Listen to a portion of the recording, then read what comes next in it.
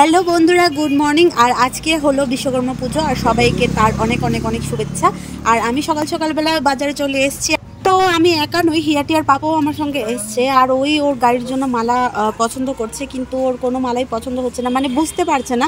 কারণ গাড়ি যেহেতু সঙ্গে করে আনিনি, কোন মালাটা ফিট হবে সেটা বুঝতে পারছে না।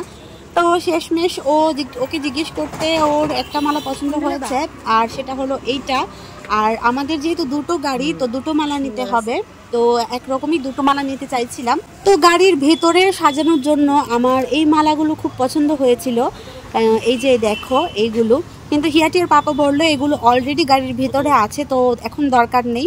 তো এগুলো দিলাম না, শুধু দুটো মালাই নিয়ে নিলাম। তো শুধু মালার জন্যই কিন্তু বাজারে আসা নয়, আমরা কিন্তু ঠাকুরের ভোগও নিয়ে নিয়েছি আর মিষ্টিও নিয়ে নিয়েছি।